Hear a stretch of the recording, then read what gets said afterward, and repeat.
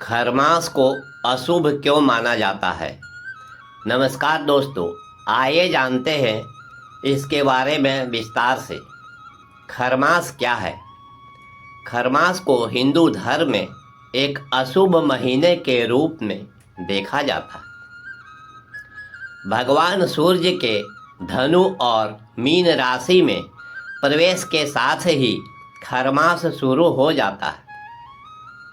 हर साल प्रायः 15 दिसंबर से 1 मास की अवधि तक खरमास माना जाता है।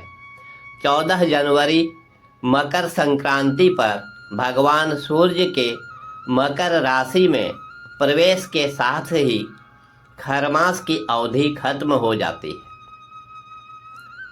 खरमास का आधार हिंदू पंचांग से संबंधित है।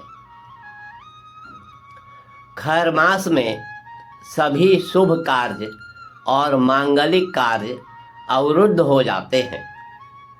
इस कलयुग में सूर्य देव को हम लोग प्रतिदिन देखते हैं। राशियों की कुल संख्या 12 है। मेष, वृष, मिथुन, कर्क, सिंह, कन्या, तुला, वृश्चिक, धनु, मकर, कुंभ और मीन। सूर्य प्रत्येक राशि में 1 महीने रहते हैं। इसे सौर मास कहा जाता है। खर मास के लिए एक पौराणिक कथा प्रचलित है, तो आइए जानते हैं उस कथा के बारे में। मार्कंडे पुराण के अनुसार सूर्य अपने 7 घोड़ों के रथ पर बैठकर पूरे ब्रह्मांड की परिक्रमा करते हैं। इस परिक्रमा के दौरान सूर्य का रथ एक क्षण के लिए भी नहीं रुकता, लेकिन निरंतर चलते रहने से तथा सूर्य की गर्मी से घोड़े प्यास और थकान से व्याकुल होने लगे। घोड़ों की यह दयनीय दशा देखकर सूर्य देव उन्हें विश्राम देने के लिए और उनकी प्यास बुझाने के उद्देश्य से रथ रुकवाने का विचार करते हैं, लेकिन उन्हें अपनी प्रतिज्ञा का स्मरण आता है कि वे अपनी इस निरंतर चलने वाली यात्रा में कभी विश्राम नहीं लेंगे। विचार करते हुए सूर्यदेव का रथ आगे बढ़ रहा था। तभी सूर्य को एक तालाब के पास 2 खर अर्थात गधे दिखाई दिए।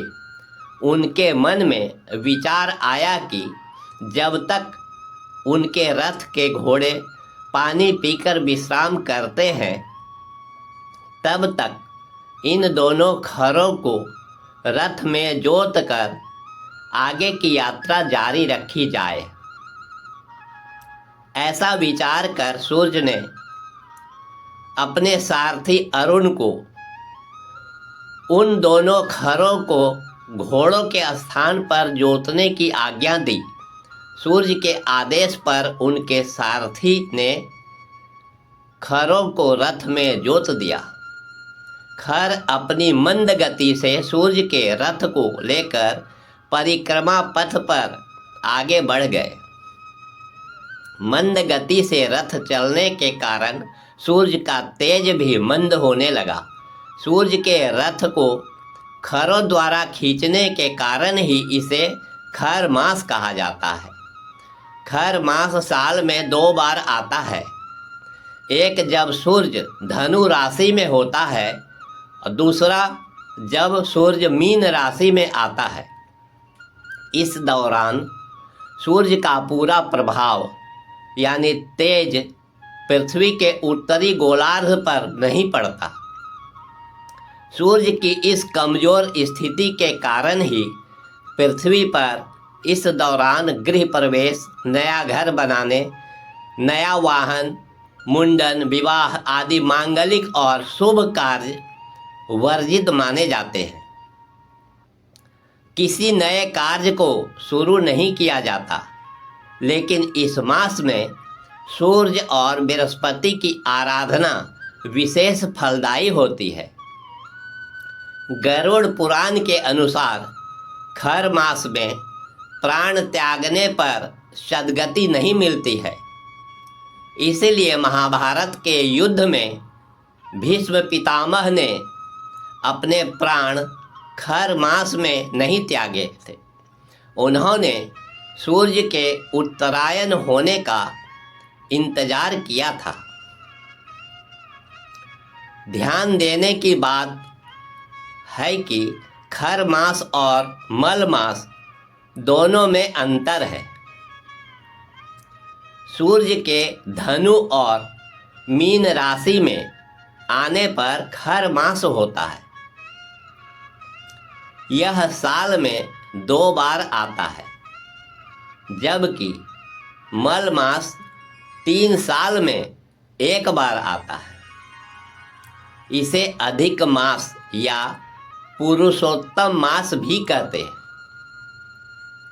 असुर हिरण्यकश्यप को वरदान था कि उसकी मृत्यु 12 मासों में से किसी भी मास में नहीं होगी। इसीलिए भगवान विष्णु ने उसके वध के लिए मल मास का रचना किया। चूँकि खर मास में शादी, विवाह, गृह प्रवेश, मुंडन इत्यादि मांगलिक और शुभ कार्य नहीं हो सकते हैं, इसलिए इस मास को लोग अशुभ मास भी कहते हैं। इति शुभम। वीडियो देखने के लिए आपका बहुत बहुत धन्यवाद। ईश्वर की कृपा सदा आप पर बनी रहे। मिलते हैं फिर नेक्स्ट वीडियो में। धन्यवाद।